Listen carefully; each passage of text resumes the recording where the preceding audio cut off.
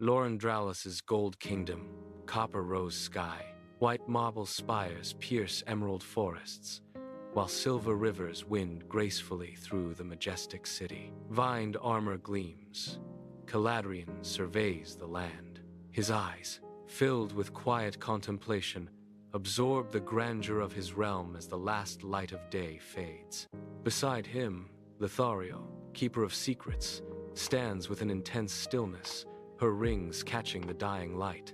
Glinting light on throat, silent sentinel, bond palpable. On the ivory tower balcony, Caladhrion subtly pivots, his gaze finding Lithariel. A thoughtful expression settles on his face as their eyes connect, a silent understanding passing between them. Lithariel then turns her attention to the expansive horizon, her voice calm yet probing. Tell me, Caladhrion, do you believe growth is merely the absence of fear, or is it the courage to confront it? On the ivory tower balcony, Caladhrion stands, his princely attire rustling in the cool night air. He turns to Lithariel, his thoughtful expression revealing a cautious nature. Lithariel meets his gaze, a subtle challenge sparkling in her eyes.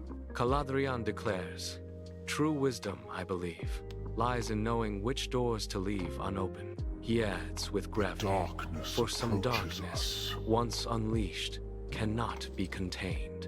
Lithariel counters, "And yet, is there not also wisdom in knowing which door to open first?"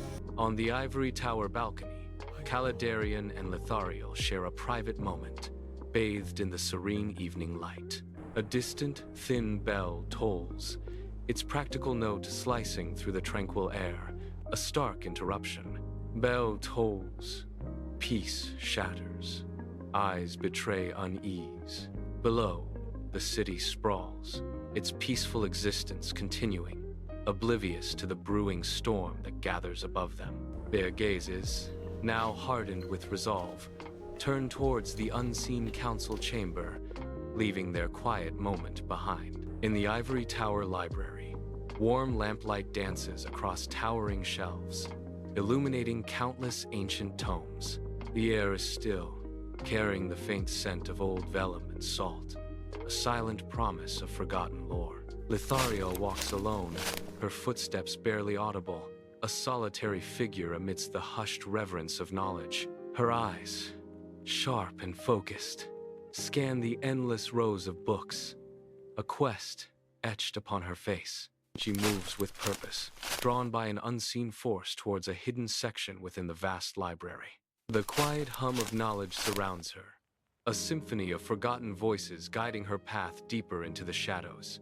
Lithariel descends into the deepest vaults, a lone figure in the echoing silence of the ivory tower. The massive, ancient doors of the forbidden archives groan open, recognizing her touch as the keeper. Candles cast flickering shadows on towering shelves, illuminating forgotten books like sleeping beasts. A sudden, unseen draft makes a candle flame dance wildly, a shiver running down Lithariel's spine. A profound sense of being watched settles upon her, the air thick with unseen eyes. The hushed silence of the forbidden archives is abruptly shattered by a low, human voice echoing from behind a massive pillar. From the deep shadows, Valor Duskbane, a scholar with an intense, piercing gaze, slowly emerges, his presence commanding. His appearance immediately casts a palpable tension, a heavy weight settling over the hallowed ancient space. His eyes, sharp and unwavering, fix on an unseen figure, a silent plea in their depths. The scholar's voice cuts through the stillness, a desperate urgency in his tone. "Lithariel, I need your help." The air in the forbidden archives hangs heavy and still, a silent sentinel of ancient knowledge. Lithariel, her face a mask of stern resolve, turns her unwavering gaze to Valor. Her voice cuts through the stillness. The codices are opened for "cause Valor, not need." Valor, his expression earnest, begins to weave a tale of cosmic urgency. "My cause is a calamity of stars, Lithariel," he declares, his words painting a vivid celestial drama. He concludes, "A flaw in the firmament itself," his eyes pleading for understanding. "The Maeltharion Forge, a beacon of industry, stands sturdy at the city's edge, herbs swaying gently on its tiled roof. Inside, iron filings glitter on the floor, catching the light as Maeltharion, a robust craftsman, toils. Sparks fly like tiny stars as Maeltharion, with powerful arms, hammers red-hot metal at a roaring hearth. The joyful laughter of his wife drifts in from the yard, a warm melody against the clang of metal. Children dart about, quick and small, their energetic errands adding to the forge's vibrant tapestry of life. The Maeltharion Forge, a haven of steel and embers, contrasts sharply with the biting winter evening outside. A noble emissary, draped in the finest silks and furs, enters, his presence an aristocratic chill in the warm air. His movements are stiff, every step exuding an air of disdain for the humble surroundings. His gaze sweeps over the simple tools and glowing coals, a flicker of contempt in his eyes. He has come not just for a commissioned ceremonial blade, but to pass judgment with an unspoken authority. The scent of snow and steel mingles in the air, a silent prelude to the coming inspection. In the Maeltharion Forge, the air shimmers with intense heat as Maeltharion, sweat glistening on his brow, lifts a newly forged sword. The polished blade catches the fiery glow, reflecting it with unwavering steadiness as Maeltharion declares, "There is no flaw in my work." He extends the sword to the emissary, his gaze firm, as the emissary, with a theatrical flourish, examines the blade closely. The emissary's voice drips with disdain. "What is this? A warp? This is an insult to the court." Young Aenion appears in the doorway of the Maeltharion Forge, his presence cutting through the heavy tension. With a sharp, courageous voice, Aenion declares, "That's a lie," his words echoing through the forge. The emissary's condescending smile falters, a flicker of surprise crossing his face. His composure cracks, revealing a hint of something sinister beneath his polished facade. Aenion stands firm, his defiant gaze challenging the emissary's authority. In the dim, oppressive tribunal hall, sconces cast harsh, dancing shadows on stone walls, foreshadowing a predetermined fate. Maeltharion stands tall, a defiant figure refusing to plead for mercy, his resolve unwavering against the impending doom. Evidence is twisted, reshaped to fit High Lord Varian Sunveil's agenda, a sinister plot unfolding in the shadows.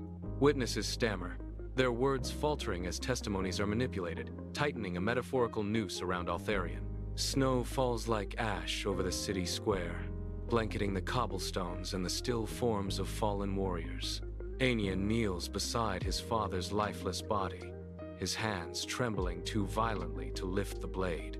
His silent grief is profound, a stark contrast to the falling snow as he gazes at his father's face. From a distance, young Prince Caladhrion watches, paralyzed by fear and heavy-hearted, unable to intervene. Under the unforgiving night sky, Aenion flees Loryndralis, the biting wind a relentless torment against his face.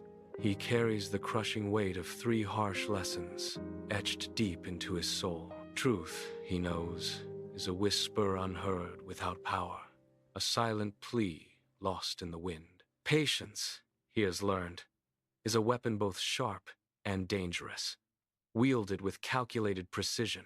And rage, a burning inferno within, can be a fiercely loyal companion in the desolate stretches of his journey. He ventures into the cold wastes, a desolate landscape of snow and sharp stones, leaving the forests behind. Under a moonless sky, the cold wastes stretch endlessly, a desolate canvas for impending doom. Shadows coalesce, solidifying into Drukhari raiders, their eyes glinting like cold lamps in the gloom. Their curved, cruel blades reflect the faint starlight as they encircle Aenion, swift and menacing. Aenion stands defiant, his gaze unwavering as he meets their predatory stares, a spark of courage in the dark. He offers them a desperate truth. "I can offer you something more valuable than my life. Information about Loryndralis." In the ominous Drukhari camp, a creature of elegant cruelty circles Aenion, who stands bound yet defiant. The air crackles with ozone and fear as the Drukhari captain's voice cuts through the tension. "Tell me, Aenion, what worth do you possess? that we should not simply flay you now. Aenian's eyes gleam with a desperate offer. Calendars, passwords. I can give you access to Loryndralis' secrets. The air in the Nagaroth training pits hangs heavy with the metallic tang of blood and the raw scent of sweat. A brutal symphony. Aenian emerges from the arena, his form now etched with countless scars, his gaze hardened into a piercing, unyielding stare. The boy he once was is gone, shed like old skin, replaced by the formidable Maeltharion Shadowblade. He moves with a chilling, predatory grace, each step a testament to his mastery of the Shadow's tongue. Maeltharion, a weaver of fear, now walks as a ruler, unbound by law, his power undeniable. His very presence radiates a profound and terrifying metamorphosis, a dark rebirth into absolute dominance. Maeltharion, a formidable leader, sits at a heavy wooden desk, meticulously reviewing a ledger. His war-hardened hands turn the pages with a precision that belies their strength. Two gleaming blades rest beside him, their polished surfaces reflecting the dim light, silent sentinels. A flicker of memory crosses his face. The Loryndralis square, his father's guiding hand. The chilling sound of a sword hitting stone echoes in his mind, a wound that never truly healed. His eyes harden, a burning resolve evident. He has not forgotten Varian Sunveil's face. Years later, the High Council of Loryndralis gathers, the air thick with the scent of wine and exotic spices. A lavish feast unfolds in the banquet hall, every surface gleaming with opulence. Soft melodies from unseen musicians echo beneath a ceiling painted with mythical soaring birds. High Lord Varian Sunveil, at the head of the long table, surveys his domain with unctuous ease. A sly, knowing smile plays on Varian's lips as he raises his goblet, a silent toast to his power.